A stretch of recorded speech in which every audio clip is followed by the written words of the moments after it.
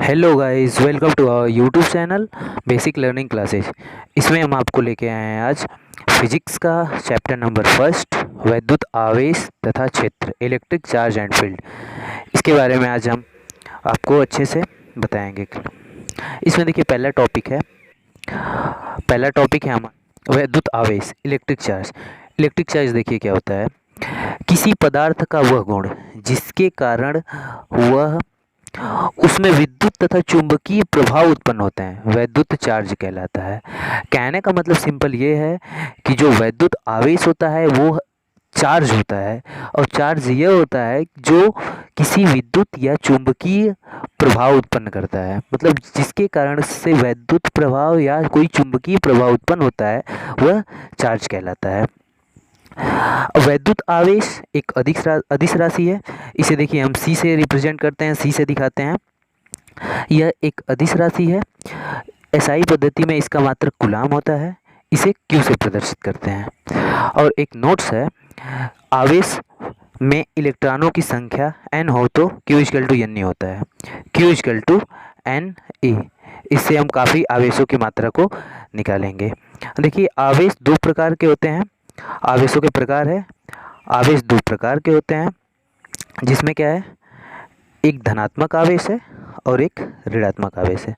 अब देखिए धनात्मक आवेश और ऋणात्मक आवेश क्या कहलाता है। धनात्मक आवेश किसी पदार्थ पर इलेक्ट्रॉनों की कमी के कारण, अगर इलेक्ट्रॉन कम हो उसके कारण अगर उत्पन्न आवेश को धनात्मक आवेश कहते हैं। कहने का मतलब अगर यहाँ पे इलेक्ट्रॉन कम हो, कह सकते हैं प्रोटॉन ज़्यादा हो, तो वो धनात्मक आवेश कहलाता है। अभी देखो ऋणात्मक आवेश क्या होता है। ऋणात्मक आवेश का मतलब जहाँ पे इलेक्ट्रॉनों की अधिकता हो, जहाँ पे इलेक्ट्रॉन अगर अधिक होंगे वहाँ पे उसके कारण उत्पन्न आवेश जो कहलाएगा वो कहलाएगा ऋणात्मक आवेश। जैसे एवेनाइट के क्षण को फर से रगड़ा जाता है तो एवेनाइट की क्षण इलेक्ट्रॉन की अधिकता उसमें ज़्यादा हो जाती है, जिसके कारण एवेनाइट की क्षण क्या हो जाती है, ऋणावेशित हो जाती है। नेक्स्ट पॉइंट है हमारा चालक तथा विद्युत रोधी, कंडक्टर और इंसुलेटर। सिंपल है, कंडक्टर मतलब जिनमें वैद्युत आवेश का प्रवाह आसानी से नहीं होता है, मतलब जिसमें करंट नहीं जाता है, वो इंसुलेटर कहलाते हैं, मतलब विद्युत रोधी कहलाते हैं। जैसे कांच, लकड़ी, प्लास्टिक आदि ये सभी क्या हैं, इंसुलेटर हैं, विद्युत रोधी हैं। अब जिनसे ऐसे पदार्थ जिनसे आवेश का प्रवाह आसानी से हो जाता है उसे क्या कहते हैं, चालक कहते हैं या कंडक्टर बोलते हैं। जैसे कॉपर, एल्युमिनियम, मानव शरीर, लोहा, ये सब क्या हैं, ये सब चालक हैं, कंडक्टर हैं। नेक्स्ट है हमारा प्रेरण द्वारा आवेशन। अब देखिए प्रेरण द्वारा आवेशन क्या होता है। सिंपल, प्रेरण द्वारा आवेशन का मतलब हम सिंपली कह सकते हैं, अगर कोई पार्टिकल हो, ये आवेशित हो और इसके बगल में एक अनचार्ज पार्टिकल को रख दिया जाए और इसके वजह से ये भी क्या हो जाए, चार्ज हो जाए, और ये भी चार्ज हो जाए, तो ये क्या कहलाता है, ये प्रोसेस प्रेरण द्वारा आवेशन कहलाता है। सिंपल हम डिफिनीशन में देख लेते हैं। जब हम किसी वस्तु को किसी अनावेशित वस्तु के पास रखते हैं तो अनावेशित वस्तु के निकट पृष्ठ पर विपरीत आवेश उत्पन्न हो जाते हैं। इस प्रक्रिया को प्रेरण कहते हैं। प्रेरण द्वारा आवेशन हो जाता है ये प्रक्रिया।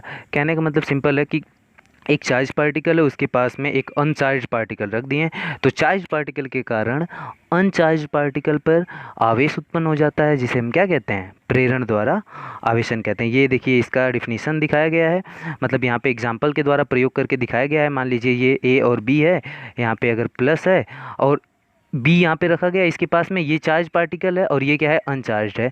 तो इसको जब यहाँ पे रखा गया तो यहाँ पे अगर प्लस है तो ये इसके विपरीत आवेश आ गया, माइनस हो गया, तो ये क्या कहलाएगा, ये पूरा प्रोसेस हमारा कहलाएगा प्रेरण द्वारा आवेशन। यही प्रोसेस यहाँ पे समझाया गया। देखिए यहाँ पे माइनस है, माइनस चार्ज है, अभी देखिए प्लस को लेके आया गया तो ये पूरा माइनस हो गया, अब इसके ये माइनस हो गया, इसके पास में जब अनचार्ज को लाया गया तो ये प्लस हो गया। यही प्रोसेस यहाँ पे देखिए प्लस है, ये माइनस है, फिर इसको लाया गया तो ये प्लस हो गया। यही प्रोसेस ये उदाहरण देखिए समझाया गया है, तो इसको आप लोग नोट्स कर लीजिएगा।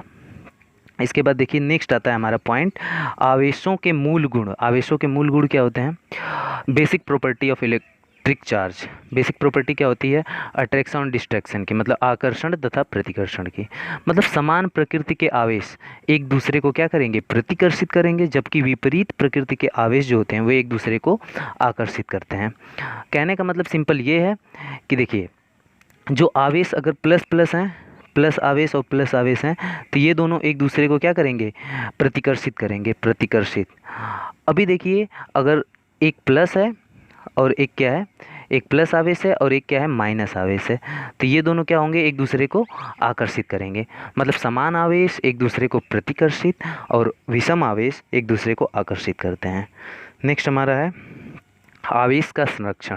अब देखिए, आवेश का संरक्षण क्या होता है। इसका संरक्षण का नियम के अनुसार हम सिंपल कह सकते हैं कि कोई विलगित निकाय में कुल आवेश नियत रहता है। कहने का मतलब जितना आवेश को नहीं नष्ट कर सकते हैं और न ही उत्पन्न कर सकते हैं। आवेश बल्कि एक रूप से दूसरे रूप में क्या होता है, ट्रांसफॉर्म होता है, मतलब एक रूप से दूसरे रूप में जाता है, स्थानांतरित किया जाता है। तो इस वजह से आवेश क्या होता है, संरक्षित रह जाता है। नेक्स्ट क्या है हमारा, वैद्युत आवेशों की योज्यता। वैद्युत आवेशों की योज्यता का मतलब ये है कि वैद्युत आवेशों की योज्यता मतलब किसी निकाय का कुल आवेश, अगर बहुत से निकाय हैं, मान लो कोई सिस्टम है, इसमें प्लस Q1 आवेश है, Q2 आवेश है, Q3 आवेश है, इस तरह करके काफ़ी ज़्यादा निकाय हैं यहाँ पे लिए गए हैं। अब इतने निकाय हैं तो इसमें है Q2 है, Q3 है, इस तरह है। तो इनकी योज्यता का मतलब सभी इनके बीजगणितीय योग के बराबर होगा। मतलब टोटल का सम जो टोटल को जोड़ेंगे वो बीजगणितीय योग के बराबर हो, तो इसका पूरा आवेश क्या हो जाएगा, Q बराबर हो जाएगा Q1 plus Q2 plus Q3, इसी तरह डैश डैश डैश पूरा हो जाएगा। बात समझ में आई। मतलब जितने भी आवेश रहेंगे सबको जोड़ देंगे, एकदम सीरियल वाइज जोड़ देंगे, वो उसका क्या कहलाएगा, आवेशों की योज्यता का ये नियम है। अब नेक्स्ट पॉइंट है आवेशों का क्वांटीकरण। अब देखिए, आवेशों का क्वांटीकरण से क्या तात्पर्य है। आवेशों का क्वांटीकरण का मतलब हम इसकी न्यूमेरिकल वैल्यू को प्राप्त कैसे करते हैं, ये है। मतलब प्रकृति में आवेश सदैव एक निश्चित न्यूनतम मान के पूर्ण गुणज के रूप में उत्पन्न होता है। मतलब प्रकृति में जो आवेश होता है सदैव हमेशा एक निश्चित न्यूनतम मान के, एक न्यूनतम मान होता है उसके पूर्ण गुणज, मतलब पूरी की तरह से गुणा के रूप में उत्पन्न होता है। इसे हम आवेशों का क्वांटीकरण कहते हैं अथवा परमाणुकता भी कहते हैं। अब देखिए, इस न्यूनतम मूल आवेश, इस न्यूनतम आवेश को मूल आवेश ई भी कहते हैं।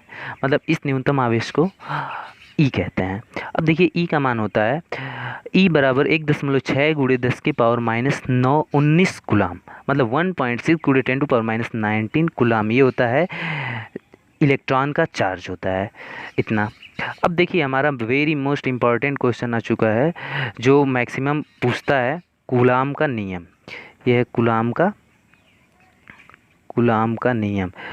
अब कूलाम का नियम में देखिए क्या है, ये बहुत ही अच्छा क्वेश्चन है और इससे न्यूमेरिकल भी आते हैं, तो मैं पूरा क्लियर करूँगा अच्छे से। देखिए कूलाम का नियम क्या होता है। कूलाम के नियम के अनुसार दो स्थिर बिंदु आवेशों के बीच, दो स्थिर बिंदु आवेश हैं, उनके बीच लगने वाला जो आकर्षण अथवा प्रतिकर्षण बल होता है, दोनों आवेशों के मात्रा, जो दोनों आवेशों के मात्रा हैं Q1 Q2, उनके गुणनफल के अनुक्रमानुपाती तथा उनके बीच की दूरी के वर्ग के व्युत्क्रमानुपाती होता है। ये होता है। मतलब हम सिंपल कूलाम के नियम को यहाँ से देखते हैं कि मान लीजिए हम कूलाम के नियम में, मान लीजिए एक आवेश Q1 है, एक आवेश Q2 है, ये एक दूसरे से r दूरी पर स्थित है। तो इनका देखिए, इनकी मात्रा Q1 है, इसकी मात्रा Q2 है और इसके बीच की दूरी क्या है, r है। तो इसमें क्या है कि पहला मानते हैं कि पहला नियम में बोला है कि जो इनके बीच लगने वाला आकर्षण या प्रतिकर्षण बल रहेगा, अट्रैक्शन और डिस्ट्रैक्शन फोर्स, वो क्या होगा, इनके मात्रा के गुणनफल के अनुक्रमानुपाती। मतलब लगने वाला बल जो होगा F प्रोपोर्शनल, इनकी मात्रा कितना है Q1 और Q2 के गुणनफल के अनुक्रमानुपाती होता है। यहाँ पे पहला है F प्रोपोर्शनल Q1 Q2। और दूसरा नियम है, दूसरा बोला गया है इनके बीच की जो दूरी है r, इसके वर्ग के व्युत्क्रमानुपाती। व्युत्क्रमानुपाती का मतलब बता दूं, व्युत्क्रमानुपाती का मतलब होता है उल्टा, मतलब 1/, में, और वर्ग बोला है तो r का वर्ग का व्युत्क्रमानुपाती मतलब उल्टा, इसके वर्ग के व्युत्क्रमानुपाती होता है। ये हो गया। तो ये दूसरा समीकरण हो गया। अब दोनों समीकरण को हम क्या करते हैं, दोनों समीकरण से लेते हैं। तो देखो F प्रोपोर्शनल समीकरण 1 तथा 2 से लेते हैं, ये F प्रोपोर्शनल ये है। अब देखिए F प्रोपोर्शनल हो गया, प्रोपोर्शनल। अब देखिए इस दोनों को इधर ले लिए तो Q1 Q2 अब गुणे 1/r², मतलब ये 1/r है तो 1/r², ये 1/r²। तो प्रोपोर्शनल जब हटता है तो यहाँ पे एक नियतांक लगता है k, जिसे हम क्या कहते हैं, अनुक्रमानुपातिक नियतांक बोलते हैं। F = K Q1 Q2 upon r square. के एक अनुपातिक स्थिरांक है। इसका मान आवेशों के बीच के माध्यम तथा आवेशों के बीच की दूरी व बल के मात्राओं पर निर्भर नहीं करता, जबकि इसका निर्वात में मान 9 × 10⁹ न्यूटन मीटर स्क्वायर प्रति कूलम स्क्वायर होता है। के के मान को 1/4 पाई एप्सिलॉन नॉट लिया जाता है। इसको एप्सिलॉन नॉट बोलते हैं। इसको देख लीजिए ध्यान से, ये एप्सिलॉन नॉट होता है। ये निर्वात की अथवा वायु की विद्युतशीलता होती है। निर्वात अथवा वायु, निर्वात का मतलब जहाँ पे हवा भी उपस्थित ना हो, और हवा के लिए इसकी विद्युतशीलता है। इलेक्ट्रो परमिविटी ये है। अब देखिए, अर्थात F = 1/4 pi epsilon not Q1 Q2 upon r square. ये इसका मेन फार्मूला हो गया। इसी को कूलाम का नियम कहते हैं।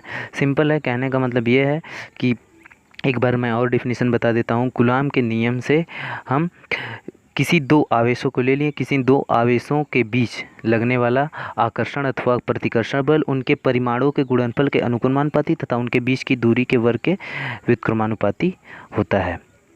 अब नेक्स्ट लेते हैं। यहाँ पे नोट में दिया, यदि निर्वात वायु में रखे दो बिंदु आवेशों के बीच की दूरी 1 मीटर तथा दोनों आवेशों का परिमाण 1 कूलम हो, तो उनके बीच लगने वाला जो बल होगा वो हो जाएगा F = 9 × 10⁹ न्यूटन। F = 9 × 10⁹ Newton. ये मैं किसका बताया हूँ मान, 9 × 10⁹ ये 1/4 पाई एप्सिलॉन नॉट का मान है 9 × 10⁹ ये है। अब देखिए नेक्स्ट आते हैं हम। नेक्स्ट टॉपिक है हमारा कूलाम के नियम का सदिश निरूपण। कूलाम के नियम का सदिश निरूपण। अब इसमें क्या है, इसमें देखिए, माना दो आवेश, यहाँ पे देखिए यहाँ पे एक बिंदु ले लिया है, ओ मूल बिंदु है। यहाँ से 3 अक्ष ले लिया है, x, y और z। ये है। अब देखिए, यहाँ से r1 दूरी पर एक आवेश q1 है और यहाँ से r2 दूरी पर एक आवेश q2 है। अब इसका देखिए सदिश वेक्टर, यहाँ से इसका देखिए, यहाँ से यहाँ r1 है और यहाँ से यहाँ r2 है, तो इसके बीच की जो दूरी निकालेंगे वेक्टर के नियम से निकालेंगे, तो वेक्टर r21 मतलब वेक्टर का मतलब होता है एकांक सदिश। एकांक सदिश का मतलब सिर्फ उसी के लिए यह यूज़ किया जा रहा है।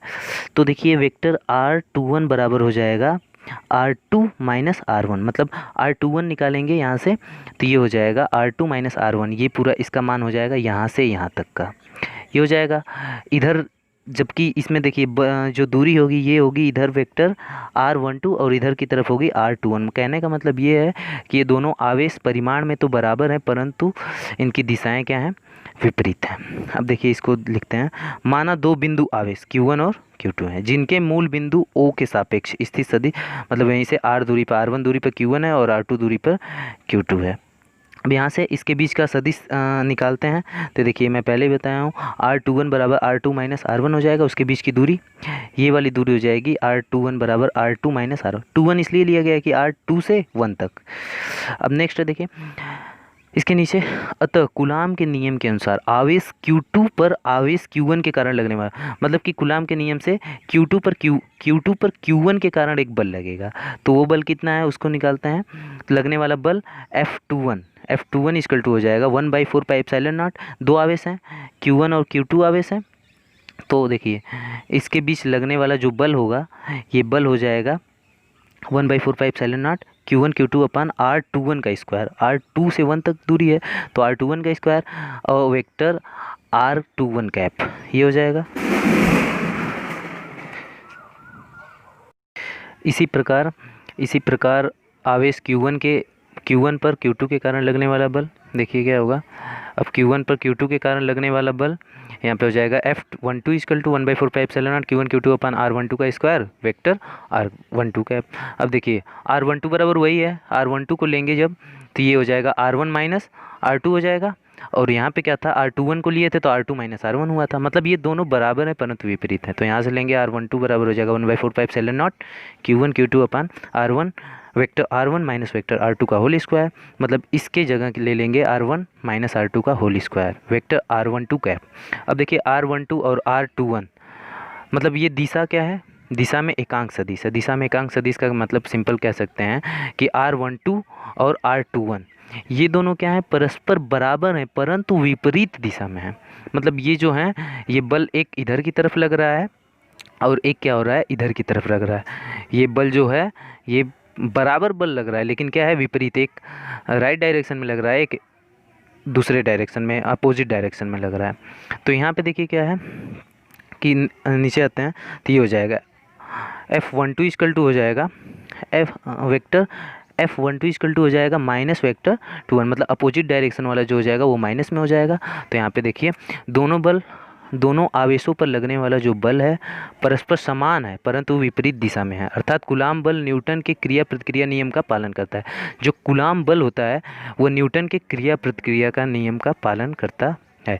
न्यूटन के 3 नियम थे, उसको मैं अच्छा बता दे रहा हूँ। एक फर्स्ट था जिसमें क्या है कि जिस पे जितना, मतलब कोई भी वस्तु अगर स्थिति में है तो स्थिति में रहेगी, कोई वस्तु अगर चल रही है तो चलती रहेगी जब तक उस पर कोई बल, बाह्य बल ना लगाया जाए। ये फर्स्ट नियम था। सेकंड नियम ये था कि कोई भी, देखिए कोई भी वस्तु है, उसका द्रव्यमान m है मान लीजिए, और उसको जब किसी बल से ढकेला जा रहा है तो उसमें कुछ त्वरण a उत्पन्न हो जा रहा है, तो उस पर लगने वाला जो बल होता है उसके द्रव्यमान तथा उसमें त्वरण के गुणनफल के क्या होता है, बराबर होता है। अब देखिए नेक्स्ट हम आते हैं, इसमें अगला पॉइंट है बहुत आवेशों के मध्य बल। बहुत आवेशों के मध्य, नेक्स्ट पॉइंट है हमारा बहुत आवेशों के मध्य बल। बहुत आवेश अगर उपस्थित हो उसमें क्या बल, कितना बल लगेगा, कैसे बल लगेगा, इसको हम एकदम सिंपल में बताएंगे। मान लीजिए डिफिनीशन में तो थोड़ा ज़्यादा हो जा रहा है, लेकिन हम सिंपल में बताएंगे जिसको आपको 1 मिनट में समझ में आ जाएगा अच्छे से, एकदम शॉर्ट ट्रिक में। किसी एक स्थिर आवेश, कोई एक स्थिर आवेश है पर निकाय के अन्य स्थिर आवेशों के कारण लगने वाला जो परिणामी बल होता है उस आवेश पर निकाय के प्रत्येक आवेशों के कारण लगने वाले बल के अलग अलग बलों के सदिश योग के बराबर होता है। कहने का मतलब ये होता है कि सिंपल, कोई बल लग रहा है, कोई भी निकाय है उस पर एक बल लग रहा है तो उस पर अलग अलग, मान लो ये F1 लग रहा है, F2 बल लग रहा है, इस पर F3 लग रहा है, अलग अलग जो बल हैं उनके सदिश योग के बराबर हो जाता है। सदिश योग का मतलब हम इसको क्या कर लेते हैं, डायरेक्टली सिग्मा F से दिखा देते हैं। मतलब अब देखिए इसमें फिगर में लेते हैं हम, इसके माध्यम से समझाते हैं है प्रोसेस क्या है। यहाँ पे देखिए सिंपल, यहाँ पे XYZ 3 अक्ष ले लिया है। अब यहाँ पे कोई मूल बिंदु O है। अब इससे R1 दूरी पर एक आवेश Q1 है, एक R1 दूरी पर एक आवेश Q1 है। अब देखिए Q1 से Q2 देखिए, अब ये इसी O से सबको दूरी को लेना है। अब O से R2 दूरी पर एक आवेश Q2 है, O से R3 दूरी पर एक आवेश Q3 है, O से R4 दूरी पर एक आवेश Q4 है। इसी तरह O से Rn दूरी पर डैश डैश n तक ले लेते हैं, Rn दूरी पर एक आवेश क्या है, Qn है। अब देखिए हम इसमें लगाएंगे कूलाम का नियम। अब कूलाम के नियम से हम क्या करेंगे, सभी का बल लगा लेंगे, निकाल लेंगे। अब मान लीजिए कि Q1 से Q2 के बीच लगने वाला बल निकालेंगे तो यहाँ पे F12 निकालेंगे। F12 मतलब 1 से 2 के बीच में, 1 है 2 है तो 1 से 2 के बीच में लग रहा है बल, तो ये हो जाएगा 1/4 pi epsilon not Q1 Q2 upon R12 दूरी है 1 से 2 तो R12 का स्क्वायर हो जाएगा। ये हो जाएगा पहला। अब देखिए R2 से 3 अब देखिए इसमें सबको निकालेंगे तो R1 से ही निकालेंगे, बस इतना ध्यान देना है कि R1 से निकालेंगे। तो R1 से 2 निकालें, फिर R1 से R3 निकालेंगे, फिर R1 से R4 के बीच लगने वाला बल, R4 से फिर R1 से R5 के बीच लगने वाला बल, इसी तरह डैश डैश डैश R1 से Rn तक के बीच लगने वाला बल कितना होगा। तो वही चीज़ देखिए दिया है, मानिए ये आवेश दे दिया है निकाय का Q1 Q2 Q3 dash dash dash Q1 दूरी पर है, Qn है, और ये R1 O से R1 R2 R3 dot dot Rn दूरी पर स्थित है। तो देखिए Q1 के कारण Q2 पे बीच लगने वाला बल F12, इसी तरह दूसरे से तीसरे के बीच लगने वाला बल F13, तीसरे से चौथे के बीच लगने वाला बल F14, इस तरह है। तो देखिए परिणामी बल क्या हो जाएगा, वही सबको जोड़ देंगे तो F बराबर हो जाएगा F12 F13 F14 F15 F16 इस तरह डॉट डॉट डॉट F1n मतलब लास्ट हो जाएगा। अब इसको अगर हम कूलाम के नियम से रखते हैं तो F12 का मान कितना आया था, 1/4 pi epsilon not Q1 Q2 upon R12 का स्क्वायर वेक्टर R12 का, मतलब कि ये सिर्फ R12 के लिए लिया गया है। अब नेक्स्ट है 2 3, तो मतलब यहाँ पे 1 तो सेम रहेगा, बस ये बदलेगा, 2 बदलेगा, 3 होगा, चौथे को लेंगे, पाँचवें को लेंगे, इस तरह से। तो देखिए R1 से 3 के बीच लगने वाला बल तो 1 3 देखिए 1/4 पाई एप्सिलॉन नॉट कूलाम के नियम से कितना हो जाएगा Q1 Q3 अपन R13 का स्क्वायर वेक्टर R13 कैप। फिर देखिए प्लस सबको जोड़ते जाएंगे 14, फिर वही 14 हो जाएगा Q4 अपन R14 का square vector R14 cap dash dash dash n तक हो जाएगा 1/4 pi epsilon not Q1 Qn upon 1 R1n का स्क्वायर R1n कैप, ये हो जाएगा। अब देखिए इसको कंबाइंड रूप में लिखते हैं तो देखिए 1/4 पाई एप्सिलॉन सब में है, Q1 सब में है, तो Q1/4 pi epsilon not common हो जाएगा, बचेगा क्या हमारा Q2 बचेगा Q2 अपन R12 का स्क्वायर R12 कैप, Q3 अपन R13 का स्क्वायर R13 कैप, Q4 अपन R14 का square R14 cap dot dot dot Qn अपन R1n का स्क्वायर R1n कैप, ये बचेगा। तो इसको हम कंबाइंड रूप में लिख देते हैं पूरा, मतलब सभी को जोड़ कर एक तरह से सभी को कंबाइन करके हम सिंपली यहाँ पे लिख देते हैं। यहाँ पे F1 इक्वल टू हो जाएगा Q1/4 pi epsilon not sigma I बराबर 2 n से, मतलब n से लेके अनंत तक। तो i का मान यहाँ पे वेरिएबल है, मतलब बदल रहा है 2 3 4 5 डॉट डॉट डॉट n तक।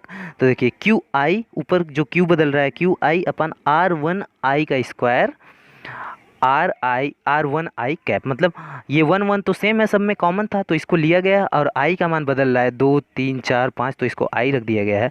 तो ये हमारा क्या हो जाएगा, बहुत से आवेश हैं तो उनके बीच लगने वाला बल हम इससे निकालेंगे।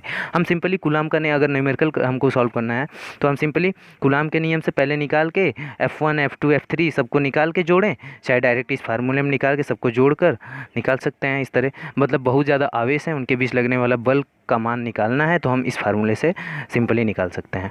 हमारा नेक्स्ट पॉइंट है अब वैद्युत क्षेत्र। वैद्युत क्षेत्र क्या होता है, नेक्स्ट पॉइंट है हमारा वैद्युत क्षेत्र। वैद्युत क्षेत्र क्या होता है, अभी देखिए प्रत्येक आवेश के चारों तरफ का वह क्षेत्र, कोई आवेश है यहाँ पे इसके चारों तरफ का ये एक क्षेत्र है जिसमें कोई अगर दूसरा आवेश आ रहा है तो ये इसमें आकर्षण या प्रतिकर्षण का अनुभव कर रहा है, तो उस क्षेत्र को हम क्या कहते हैं, वैद्युत क्षेत्र कहते हैं। हाँ, यहाँ पे डिफिनीशन भी वही है, देख लीजिए आप लोग, है ना। अब देखिए वह विद्युत क्षेत्र जिसके प्रत्येक बिंदु पर एकांक धनावेश या परीक्षण आवेश समान विद्युत बल का अनुभव करता है, मतलब कि उस क्षेत्र में कोई भी अगर आवेश जाएगा परीक्षण आवेश तो एक विद्युत बल का अनुभव करेगा, जो क्या होता है समरूपी वैद्युत क्षेत्र कहलाता है, मतलब उसे भी वैद्युत क्षेत्र उसी के समान वैद्युत क्षेत्र कहते हैं। अब नेक्स्ट पॉइंट है हमारा, देखिए ये दिया है कुछ उसके पॉइंट्स हैं अलग अलग रूप से, मतलब वह क्षेत्र जिसके अलग अलग बिंदुओं पर एकांक धनावेश अलग अलग विद्युत बल का अनुभव, मतलब अलग अलग विद्युत बल का अनुभव करे तो वो असमरूपी वैद्युत क्षेत्र कहलाता है। अब देखिए वैद्युत क्षेत्र की तीव्रता क्या होती है। वैद्युत क्षेत्र की तीव्रता को हम आज दिखाते हैं। वैद्युत क्षेत्र की तीव्रता, ये वैद्युत क्षेत्र की तीव्रता देखिए, किसी क्षेत्र के किसी बिंदु पर, कोई क्षेत्र है मान लीजिए इसके एक बिंदु पर प्रति एकांक परीक्षण आवेश, प्रति एकांक मतलब एक परीक्षण आवेश है क्यों, प्रति एकांक परीक्षण आवेश पर लगने वाले बल को, इसके ये कोई बिंदु है, अब देखिए प्रति एकांक परीक्षण आवेश Q नॉट मान लीजिए है, इस पर लगने वाले बल को वैद्युत क्षेत्र की तीव्रता कहते हैं। इसे मान लीजिए कोई क्षेत्र है, इसमें कोई बिंदु है, इसके कारण इस पर कोई एक वैद्युत बल लग रहा है, उसे क्या बोलेंगे, वैद्युत क्षेत्र की तीव्रता कहते हैं। इसे ई से रिप्रेजेंट करते हैं, इसे दिखाते हैं। अब देखिए यदि क्षेत्र के किसी बिंदु पर परीक्षण आवेश पर F बल लग रहा है तो उस बिंदु पर वैद्युत क्षेत्र की जो तीव्रता होगी, मतलब कि Q नॉट पर लगने वाला कोई बल है तो उस पर क्या होगा कि वही वैद्युत क्षेत्र की तीव्रता कहलाएगी। तो E बराबर F/Q नॉट, F/Q नॉट मतलब कि इस परीक्षण आवेश पर यह बल लग रहा है तो वह वैद्युत क्षेत्र की तीव्रता को रिप्रेजेंट करेगा। वैद्युत क्षेत्र की तीव्रता जो है एक सदिश राशि है। वैद्युत क्षेत्र की तीव्रता एक सदिश राशि है जिसका मात्रक यहाँ पे दिया गया है न्यूटन प्रति कूलाम होता है, जिसका मात्रक न्यूटन प्रति कूलाम होता है। एक न्यूमेरिकल क्वेश्चन देखते हैं जो अक्सर पूछा जाता है, ऐसा एक दो नंबर में पूछता है ऐसा। देखिए निर्वात में स्थित एक इलेक्ट्रॉन से 2 मीटर की दूरी पर उत्पन्न वैद्युत क्षेत्र की तीव्रता ज्ञात कीजिए। मतलब एक इलेक्ट्रॉन है, उससे 2 मीटर की दूरी पर वैद्युत क्षेत्र की तीव्रता निकालना है। मतलब एक इलेक्ट्रॉन यहाँ पे, इससे 2 मीटर की दूरी पर कितना वैद्युत क्षेत्र की तीव्रता होगी उसको निकालना। सिंपल, Q इक्वल टू मतलब ई का मान दिया है तो इक्वल टू 1.6 × 10⁻⁹ कूलाम होता है, और आज इक्वल टू 2 मीटर की दूरी है। वैद्युत क्षेत्र की तीव्रता का मात्रक जो होता है। अब देखिए एक चीज़ और होता है वहाँ पे, एक चीज़ इसको भी ध्यान में रखिएगा, F वैद्युत क्षेत्र की तीव्रता E इक्वल टू होता है F/Q, ये भी होता है वैद्युत क्षेत्र की, हाँ यही होता है E इक्वल टू F/Q। तो देखिए वैद्युत क्षेत्र की तीव्रता यहाँ पे क्या हो जाएगी, वैद्युत क्षेत्र की तीव्रता, तो यहाँ पे देखिए यहाँ पे कूलाम का नियम अगर लगाते हैं, कूलाम का नियम लगाएंगे तो क्या हो जाएगा 1/4 पाई एफ की जगह pi epsilon not into Q1 Q2 upon r square, और नीचे Q है तो एक Q से एक Q कट गया, तो मतलब 1/4 pi epsilon not Q upon r square. ये होता है वैद्युत क्षेत्र की तीव्रता का मात्रक। तो यहाँ पे देखिए वैद्युत क्षेत्र की तीव्रता का फार्मूला दिया हुआ है 1/4 pi epsilon not Q upon r square.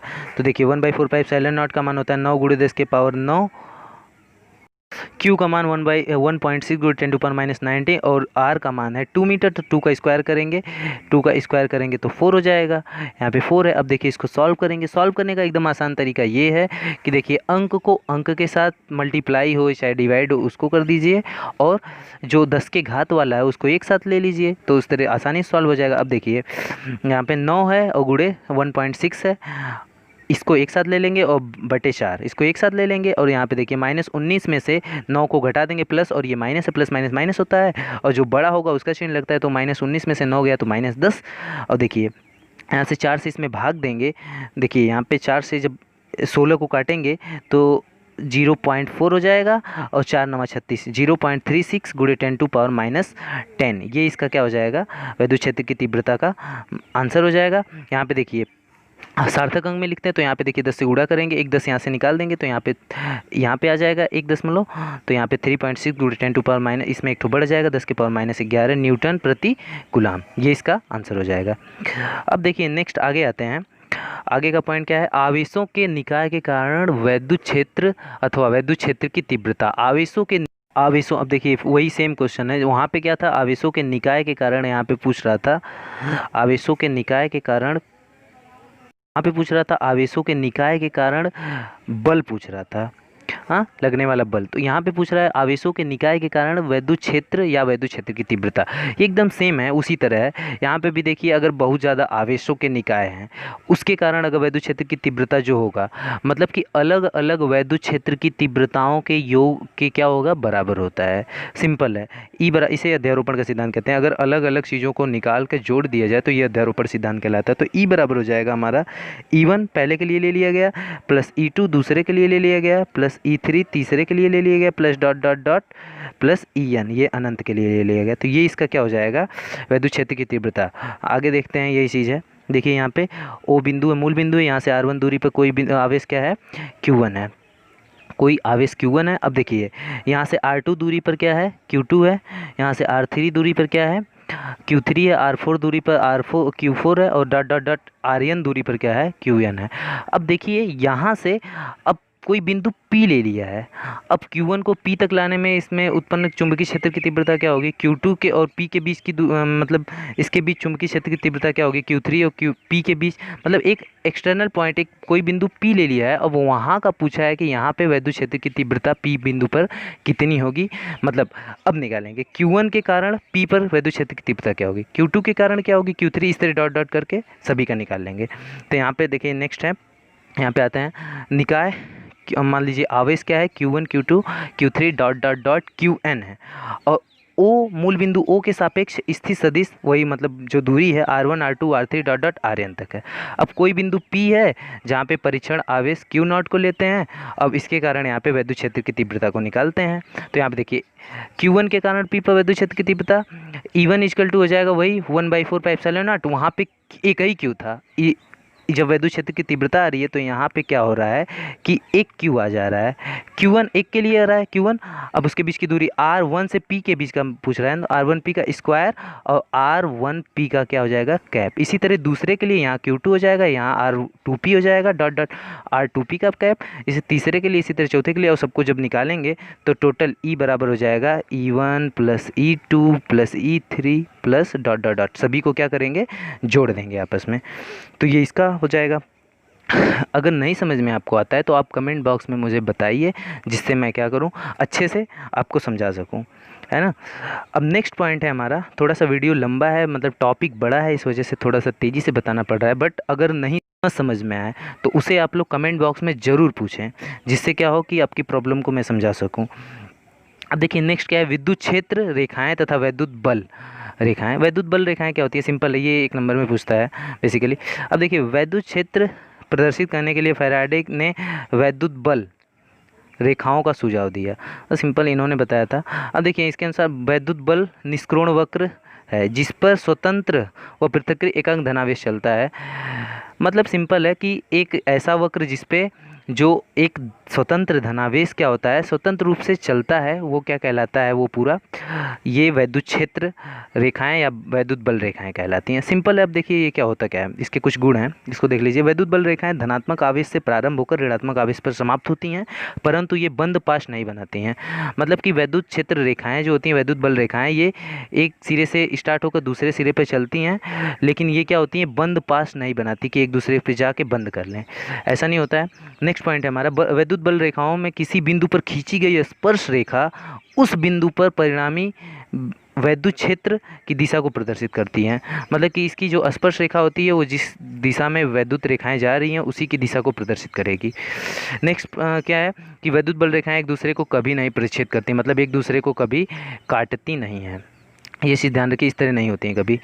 और नेक्स्ट क्या है, एक समांतर वैद्युत क्षेत्र में बल रेखाएं समांतर तथा समान दूरी पर होती हैं।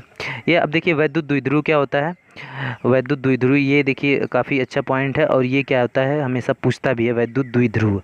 अब देखिए यदि परिमाण में समान परंतु विपरीत प्रकृति के दो आवेशित कण अल्प दूरी पर स्थित हो तो आवेशों के इस युग्म को द्विध्रुव कहते हैं। सिंपल देखिए, मतलब दो ठो आवेश हैं, Q1 है एक और एक क्या है, Q2 है। इन दोनों के बीच की दूरी 2L है, मतलब बहुत कम दूरी पर स्थित है। तो इस युग्म को इस पूरे युग्म को क्या बोलेंगे हम, ये वैद्युत द्विध्रुव है। देखिए जैसे HCl, HBr, H2O ये सब क्या होते हैं, वैद्युत द्विध्रुव को रिप्रेजेंट करते हैं। देखिए यहाँ पे Q1 है और Q2 है, दो आवेश हैं, समान हो या विपरीत आवेश हैं, ये एक दूसरे से देखिए 2D दूरी पर स्थित हैं। तो ये क्या करेंगे, तो P इक्वल टू ये क्या हो जाएगा, ये 2D, मतलब ये एक दूसरे, मतलब ये हो जाएगा वैद्युत द्विध्रुव, P इक्वल टू हो जाएगा 2QD, मतलब कि इन दोनों के बीच की दूरी और प्लस आवेश वैद्युत द्विध्रुव कहलाता है। अब देखिए द्विध्रुव आघूर्ण क्या होता है, द्विध्रुव आघूर्ण P इक्वल टू Q गुणे 2D, मतलब दोनों के बीच की दूरी गुणे इनके जो आवेश हैं वो, तो Q गुणे 2D ये क्या होता है, द्विध्रुव आघूर्ण कहलाता है। नेक्स्ट है हमारा न्यूमेरिकल क्वेश्चन है, HCl अणु में, HCl अणु है हाइड्रोक्लोरिक अम्ल, इसमें H+ आयन और Cl- आयनों के आवेशों के वितरण के केंद्रों के मध्य दूरी 0.2 एंगस्ट्रॉम है। अणु के द्विध्रुव आघूर्ण की गणना कीजिए। अणु जो है उसके द्विध्रुव आघूर्ण की गणना करनी है। अब देखिए दोनों आयन जो हैं H+ आयन और Cl- आयन पर एक इकाई आवेश उपस्थित है, इसका मान 1 इलेक्ट्रॉन के बराबर है। मतलब जो HCl और H+ और Cl- पे एक इकाई आवेश होता है जो 1 इलेक्ट्रॉन के बराबर होता है, तो 1 इलेक्ट्रॉन का मान होता है 1.6 × 10⁻19 कूलम होता है। ये एक दूसरे से 2, इनके बीच की जो दूरी है 0.2 एंगस्ट्रॉम है। एंगस्ट्रॉम मतलब इसको जब हम मीटर में बदलेंगे तो इसमें 2 से 10⁻10 से गुणा हो जाएगा, तो ये मीटर में हो जाएगा।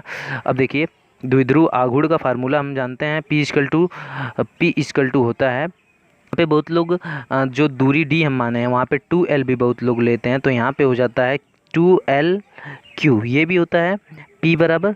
तो यहाँ पे देखिए क्या हो जाएगा, यहाँ पे हो जाएगा जो इसके आवेश है Q का मान है 1.6 × 10⁻19 गुणे इसका 2 गुणे इसके बीच की जो दूरी थी उस दूरी को हमने बदल दिया है, तो यहाँ पे हो गया 0.2 × 10⁻10।